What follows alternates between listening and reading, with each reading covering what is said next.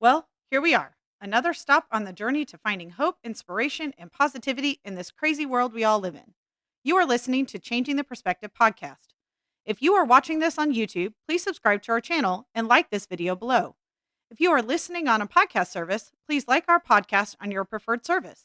No matter how you choose to hear this interview, we are grateful you are following us on this journey. New interviews will be released weekly and cover a variety of topics that all bring a situation of struggle that end in positivity. Maybe you can relate to an interview topic, or maybe you just need some hope and inspiration. Either way, enjoy. Hey, everyone. We are here with another wonderful episode of Changing the Perspective. Today, we're talking to Sara Bradford, right? Bradford. Yes. Sara is a mom, a wife, an author, a speaker, a support group leader. She's kind of one of all the things that has to do with autism. She pretty well says she's everything autism or all the things autism. She's also a author of some children's books that have to do with that type of disorder. And actually, it looked like maybe a couple of different brain disorder type things. So I'm really excited to hear her story, how she got started in the whole being an author. She's also working on some kind of podcasting type, get some information stuff out there. So just really excited to hear what all you have in store for us today. Thank you so much for being here. And I guess just tell us where this journey started for you. Yeah, thank you so much for having me, Shauna. I really appreciate it. It has been a really amazing journey, and it started about my son was diagnosed with autism at 16 months, which is quite early, and he is 11 now. So I like to say I'm a decade-long autism expert now. And when he was diagnosed, he was very severe at his age. He was nonverbal, lack of eye contact. He spun circles and made a lot of humming noises and flapped his arms a lot. So a lot of kind of signs that, that autism was present. At the time, I had no information, no experience with autism. So it was definitely a learning experience. When he was diagnosed, as a parent, you go through kind of a grieving process because you have these ideas and expectations of what you're going to be like as a parent, what you're going to do with your child in their future. And when things like this happen, you have to kind of step back and reset all of those ideas. And you learn to form new ideas along the way rather than ahead of time. So we like to say expectations just lead to disappointments in our home. So no expectations. I feel like in most homes, honestly. Right? You just have to have flexibility. You have to learn to have it. And it was as an older mom, I was pregnant with him when I was 33. So I was an older mom with him, and I'm really passionate about early education. And so I had bought the Your Baby Can Read program, which was a program of DVDs and flashcards that you show your baby. And by the age of 1, he was actually reading. His eyes would trace the words. By the age of 2, he was at that time already diagnosed. And so we had an idea that he would be nonverbal. That's what we were told. And so moving forward at about age 2, he actually surprised us and started writing. And he was writing things like purple, elevator, gorilla, just really big words for a 2-year-old. Yeah. And that's when we realized that, we could start communicating with him through writing back and forth. And so we did start to do that. And we were able to kind of gain a sense of, here are your wants and your needs. I made charts for him. And he was able to go and read, I want chips, I need a bottle, or whatever the case may be.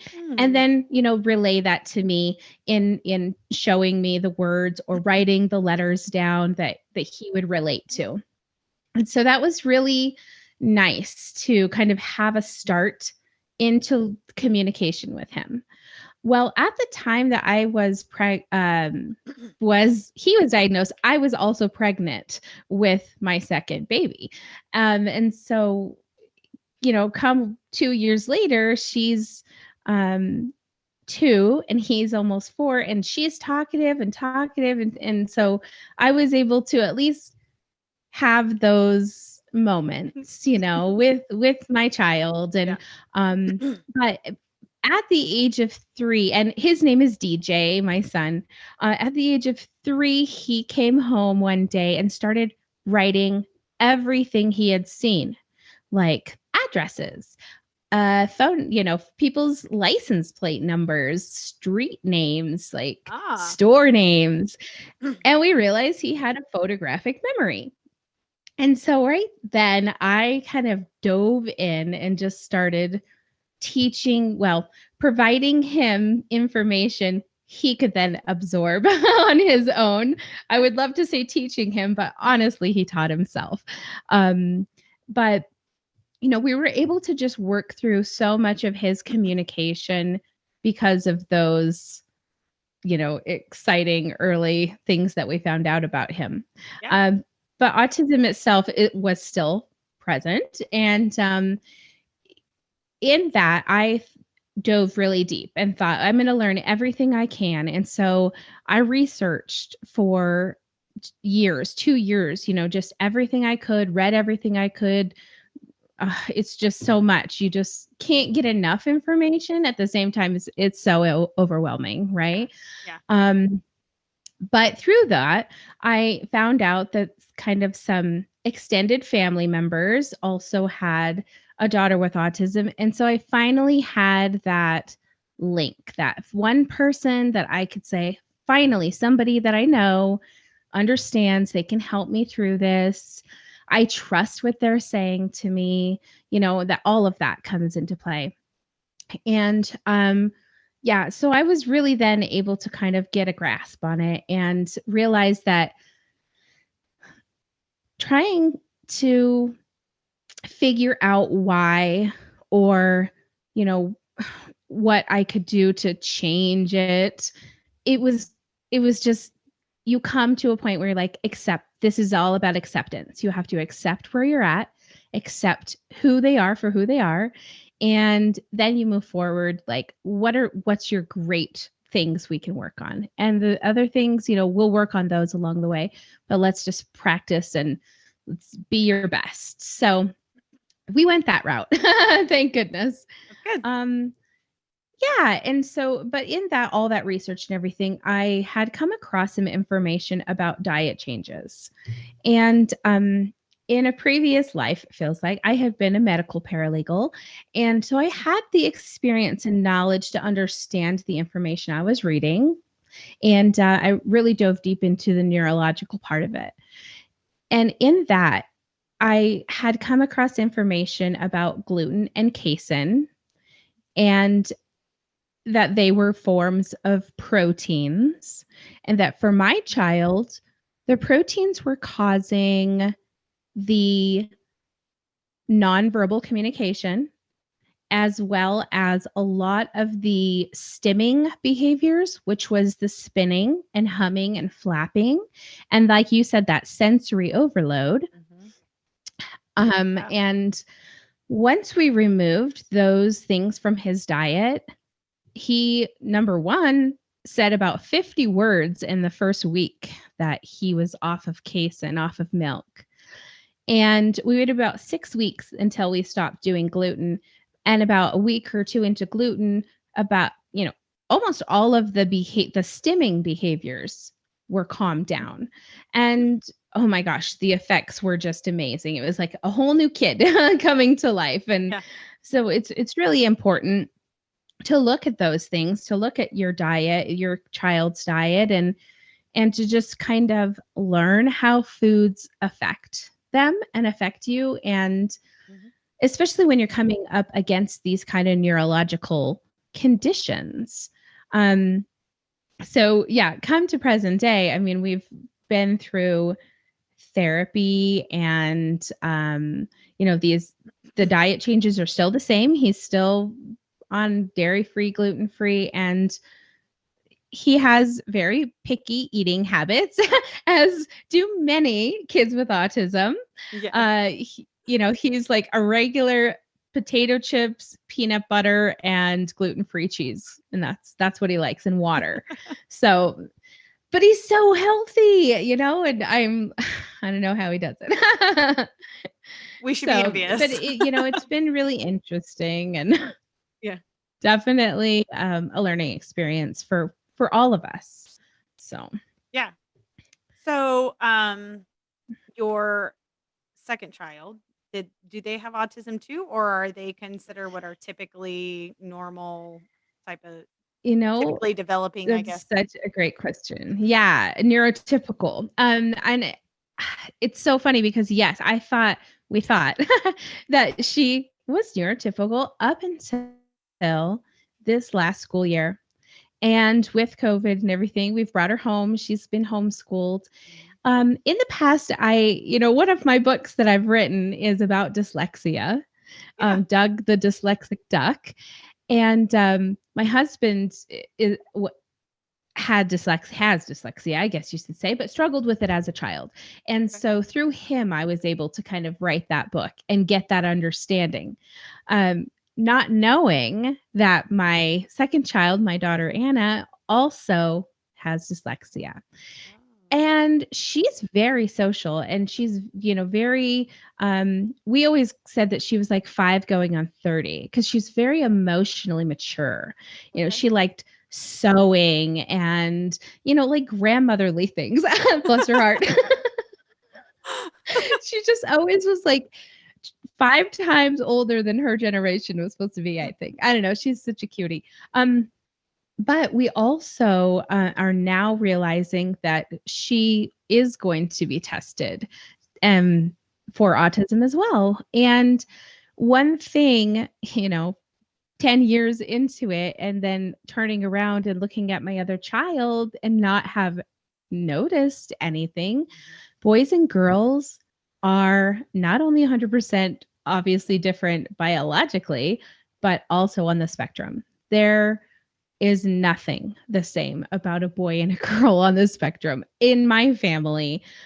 And that was a really big shock for me to feel kind of caught off guard like that. Like, wait a second, I'm supposed to be like knowing a lot about this here. Like, how Yeah. could this be coming out of nowhere? Um, but what I'm learning is how girls mask their behaviors, how they can so easily pick up other people's behaviors and copy those as to seem completely neurotypical. Ah.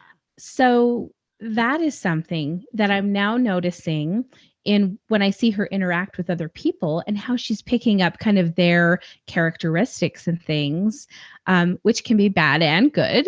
Yeah. So it's something to definitely look at and watch for. One, she was falling behind in reading in school, but everything else she does just fantastic at. And so then having her home for homeschooling and being able to have her sit in front of me and realize, wow, she is dyslexic. Like, how did I not know this? How were the schools not noticing this? And why was she not getting support for this? And so she's in third grade, two, 2 years. I mean, I would consider first and second. Yeah. This should have definitely been discovered. So it's a little frustrating, and but at the same time I'm so glad and grateful for this opportunity to be able to help her now, Yeah. which we've now got her a tutor. We've been practicing those letters and numbers that she struggles with that turn backwards for her a lot of the time, Yeah. and she has come so far. I'm so proud of her. She Yeah. really, it's just amazing. So That's yeah, I awesome. think that we're really learning a lot in this being at home all together phase of things, you know? We all are. Oh, yes. It's So been amazing though. good. That's good. So Yeah. do you I know with my sister raising my nephew, and she has 2 what you would consider neurotypical, and then she has my oldest, which is, on the scale and sensory overload disorder. I know there's, like, official name for it. That's how I know it. Um, she has to have routines, and he's Yes. not happy if the routine isn't met. Is that how it is in your home as well? You know, funny, I guess you could say yes and no because we are very um out of the box. We're very non-traditional. Okay. People would probably not agree. What I consider to be, I think if you're not brave enough to go against what you want to do and be kind of changers of things in the world, that's how people view you. When you're a life changer, people disagree with it, right? But being myself, this life changer of autism for people, yeah, I think that one thing that we've really embraced in our home is flexibility. And while we're at home and we don't have school schedules and therapy schedules and things going on, our family kind of thrives in chaos. And we, rather than having these set schedules, which actually create a lot of tension and stress in our home, we don't have like meal times, we don't have bedtimes, we don't have like, I know it sounds crazy, but we've just removed a lot of things and we just kind of let our family and everybody live on their own biological terms, basically. Mhm. So, and they're healthy, they get enough sleep, they don't have anywhere to go. So, really, time frames aren't a big deal right now. And, when times do come and they have to go back to school, that's fine. We'll get there. And we've never had a problem like uh we're being ready for things. And I think that that's one thing that I kind of had to look at when my husband was saying, well, is it really important that we have a 9 o'clock bedtime, like when he's going to fight us until midnight? Mhm. Is it really important that we have to all sit at the table when our son can't be around us while we're eating? Like, he has like physical reflexes about it. He can't handle it. He gags when he looks at food. That's not what he likes. And really, we don't want to make him uncomfortable. Mhm. And so we have established our lifestyle kind of in this flexible flow. I feel like we're like gypsies some days, but we live in a home. But just as far as like, we don't have like Uh, these typical traditional yeah. um guidelines and strict things, but people on the spectrum absolutely, and I would say he has his own schedule that he likes to keep, Mhm. which isn't like ours. And that's the important part to see, is that his schedule is strict on his own terms. We don't need to force him to have it on our terms. Yeah. Yeah. That's where I think a lot of parents come to head, have a really hard time with letting go of those strict principles that we were all raised with, Mhm. that there has to be a dinner time and a bath time and a brush your teeth time. And yes, those things need to be done. But there is 24 hours in a day, and Yep. you can do them at any of those times Yeah. if it's flexible and, Good. good for your family and whatnot. So, yeah. Yeah. Well, and, like, with him, when he kinda gets off the routine and has a moment of, like, the world falling apart, they have pretty well opened up their bedroom. He can go shut the door in there and watch TV and lay in their bed because it's on, like, the other end of the home. Yeah. So they've developed some things to allow him to escape. when that happens, but I Yeah. mean, sometimes schedules just change or they get interrupted for this or that, or like when COVID hit, not going to school, he couldn't understand, why am I not going, like, this is what we do, and So hard. so hard, Yeah. so hard. Oh, Really, really is. oh, for everyone. I mean, obviously, someone that isn't neurotypical handles it completely different than kind of what we would consider the average Americans handling it, and even as adults, we're not handling everything very well. So, Right? I mean, it's true. That's for sure. So talk a little bit about the autism scale because obviously, your children are on different, parts of the spectrum. Yes, One is definitely. dyslexic and the other has photo memory and can read probably all kinds of things. So kinda describe that a little bit. Yeah, definitely. I would say from, 0 to 5, you can really uh, kind of, if they are severely autistic, you will definitely know.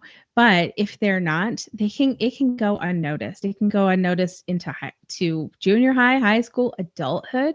Yeah.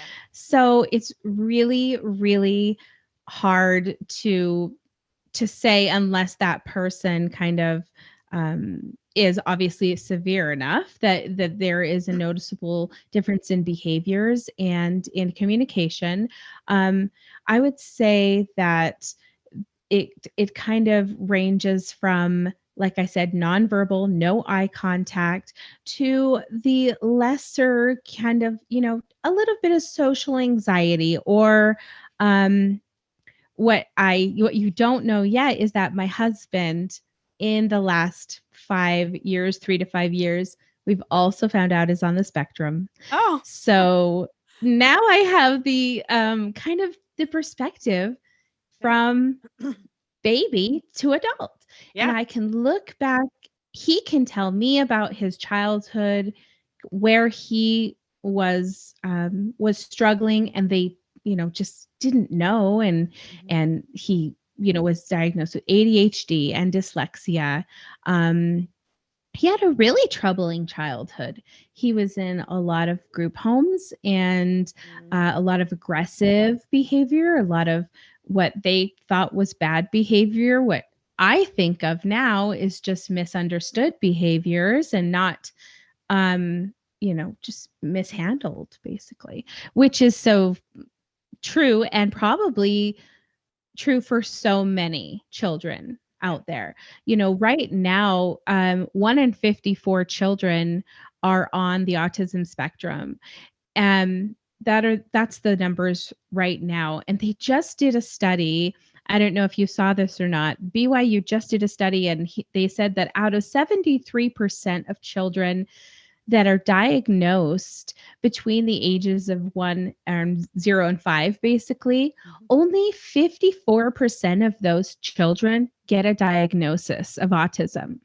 But what then for the other 19%?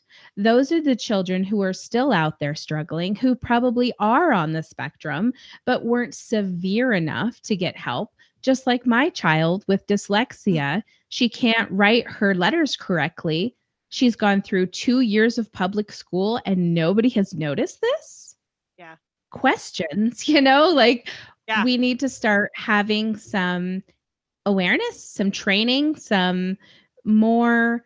I would love to see schools get ABA therapists or, more therapists in their schools, Mhm. not Yeah. just a child psychologist that looks at the kid and says, yeah, he has autism. I sign a letter and then it goes, and then that's it. Like, Right. let's provide these kids with what they need. And it's hard because now we're looking at online school, and that's how much harder is that for a teacher to be able to see.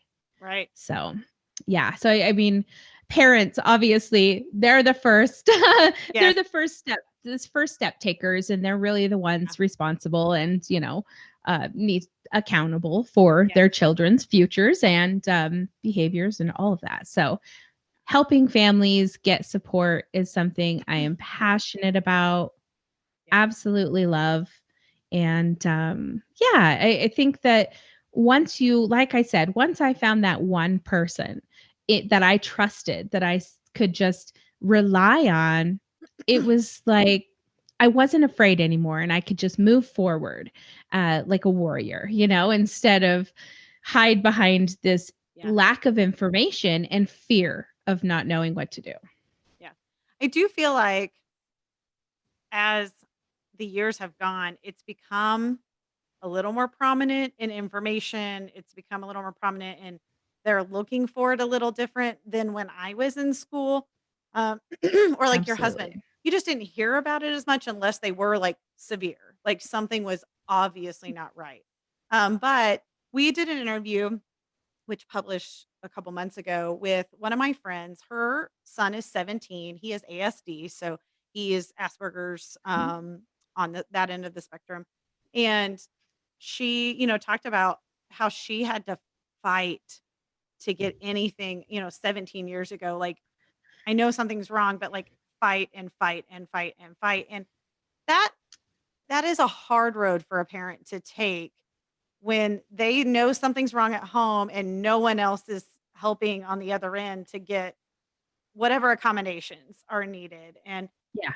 so I do feel like it's gotten a little better as the years have kind of continued to progress, but it's still a hardship. It's still a fight. So I Yeah. I think I'm super I want to say I'm super proud of you for taking this on and teaching parents like Thank you. stand up for your kids and be their voice where they need it. I think that's awesome. Yeah. I think that's awesome. And it's it isn't exactly what started me writing the books, Okay. but it is what kept inspiring Okay. me about the book. So yeah, as you know, Yeah. I write the children's books, and I I have little ears, and so does both my children. And it was something growing up that I was teased for a lot, and people just called me Sarah Little Ears, like silly, But as an adult, I, ran into somebody and they still referred to me as that. Yeah. And it was a little disheartening to think, come on, it's, Mhm. I'm an adult. Like, you don't need to call me out by my physical difference anymore. That's not a thing anymore. Right. Yeah. I don't say, hey, Joe in the wheelchair ever. Like, give me a break. Come on. When I realized, my kids are going to have to come up and face the same things that I was having to. And it's just like, this pain you have that you want to protect your kids from anything in the future. And obviously I can't go around telling kids to leave her alone or leave as far as that goes. But Yeah. I decided I'm just going to write her this book and let her know that even though she does have differences from other people, she should be so proud of who she is because of who she is, not because of her differences. Yeah. And I related it to cats in that every cat is different and nobody judges a cat for not being like the other cat.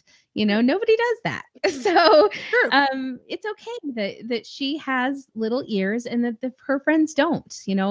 She's a special kind of cat. That's all there is to it. And so it was a cute book, and through that, people, friends, family, teachers just said, these are great. This is wonderful. This is a wonderful message for kids.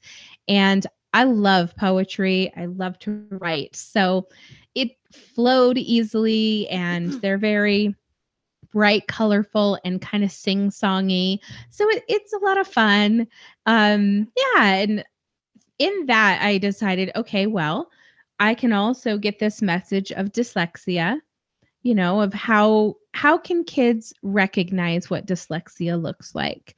And so that's what that book is about, is kind of the idea of this is what dyslexia looks like. If you have it, get some help, kind of, and Okay. now you can Yeah. get some help for that. That's good. Um, yeah, for not only for the children that do have possibly some of these but also for their peers, for the peers that can read this information, say, okay, I do know this boy with Down syndrome down the street, and he is so nice to everybody. Now I can understand what Down syndrome means. I understand, I even include in there, what's a chromosome? What is DNA? And I include question answer forms in the back of the books so that they can have fun reading, but then have the real meat of the questions answered in the back so that they're not left with these, well, I still don't understand. I know I read and it was fun, but I'm not sure what this still means. So I really make sure that they get great explanations at the end of the books. And then, of course, the autism book, about my son DJ and our kind of life story, as you put it. And so, and that I was able to I wrote 2 books about DJ and kind of situations we've run into.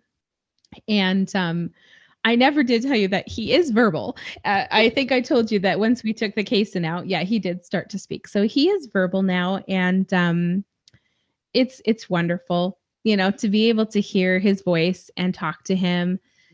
And now that he's 11, we're getting to the point where we can have small conversations and he can communicate his feelings and his, desires, I guess you could say, what he wants and needs at the time. And we're just working on things day by day. He still can't tie his shoes. He has a hard time getting dressed on his own. We have there are some life skills that are still going to need to be practiced and developed for who knows how long. We expect to live with him, and have him live here. However, every parent, it's our hope that he will be able to be independent and be on his own. We took him to a neuropsychologist about 4 years ago, I think it was. And they did IQ testing on him and such. And the guy was a little disheartening. He said he's never going to be on his own. He'll probably never be able to get a job. And I was just no. This kid has, has ways to go. And at the time, I think he was maybe 8 years old, 8 or 9. He was doing 10th grade high school math. He uses 99% of his working memory. And so it's basically just everything he hears and sees, this kid remembers. So I think he's memorized 25 languages, just millions of numbers and codes and colors, and I just can't even. He's the smartest guy I've ever known. It sounds like it. It's really cool. Yeah, I think it would be really cool. I think part of me would be intimidated. What can I teach him? Because he knows it all. Yeah. It's hard. In fact, we did 1st and 2nd grade in 6 months. Yeah. And then 3rd and 4th. And so technically he's a 5th grader. But with all the information that we know he has, and luckily, I've had the most amazing online school team of teachers and special education teachers. And we've worked so well together for about the last 5 years. Because public school was a horrible thing for him. He ran away from schools and it was just terrifying. So it didn't work out for us, but that's okay. We're here, and we all agreed that with everything going on this year, he didn't have to do school this year, because having my daughter home and having to homeschool another child, as I'm sure hundreds of thousands of parents, are just in disarray of how do I teach multiple children in different grades at once? So I kind of got really lucky that we all decided, hey, let's not push him to do this. We know he knows this stuff. Let's just take a break and we'll, So well, the one I referred to, the one I referred to that her son was 17, they ended up going to online way prior to COVID because similar to your son, he has a schedule, but it is not the same. And so he functions in the evening like really well Yeah. and into like, early overnight time. And so they went to online early, like the Yep. whole That's what system. exactly. Yeah, because he could do it in that, 5 or 6 hour time frame and be way more, like, functional than during the typical, 8:30 to 3 o'clock type school schedule, and so sometimes you Yeah. have to accommodate. Yeah. I mean, Yeah, I think it's kind of funny that you said that. You said the typical schedule, and it made me yeah, laugh mm, to think like, yeah, we're not typical. Well, yeah, our family, nobody in our family I feel is yeah, typical. Like, no. yeah, We're just all different and we just have we thrive on such a different level.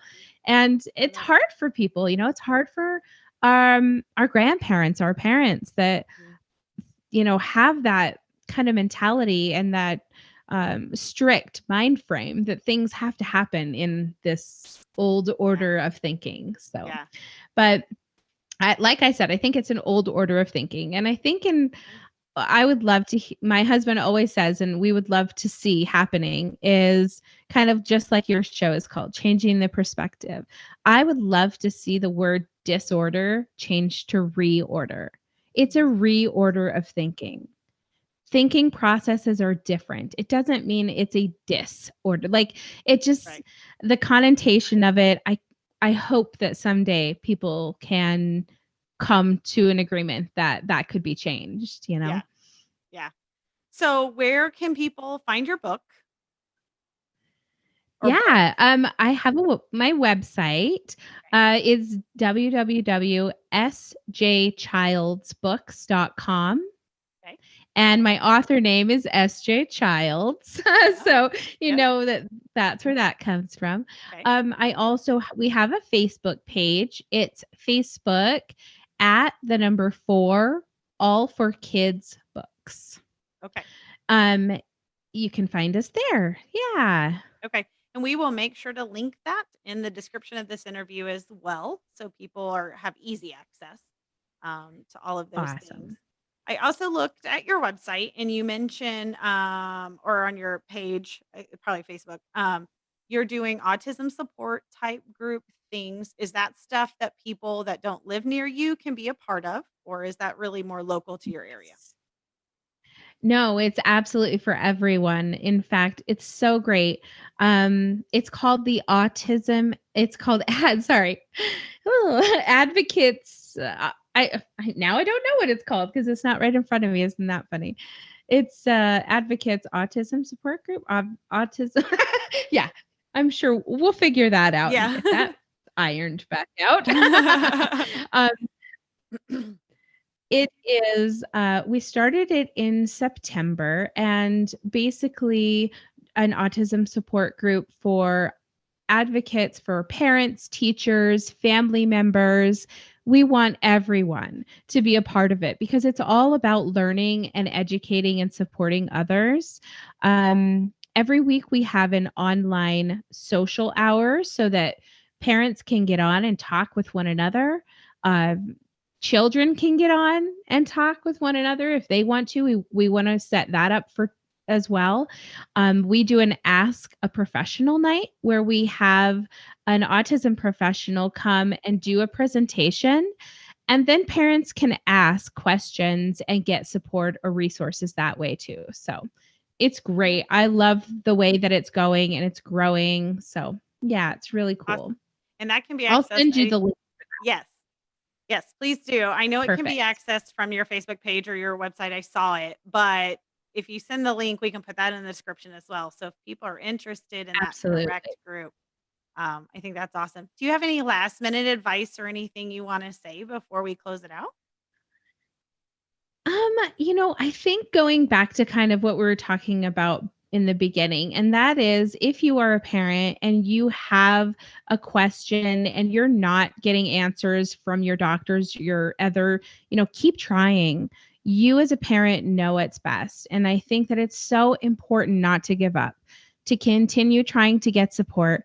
reach out to me at my advocates group if you need any resources. I'm absolutely happy to help. So, yeah, I think that it's just so important that we keep keep trying for our kids. They're the future, and Yeah. it's important that we support them and build them up. Yeah. We will make sure that all the links to all the things are in the description so that people can get direct access to everything that you're doing. I think it's amazing. Um, Super Thank you. cool that you're encompassing just a whole world of autism. Um, Yeah. so I think it's awesome. Okay. Well, I want to thank everyone for joining us on this interview today. Had a great time with Sarah. Thank you for joining us. We will make sure that we link her stuff so that you can have easy access to what we talked about today in the interview.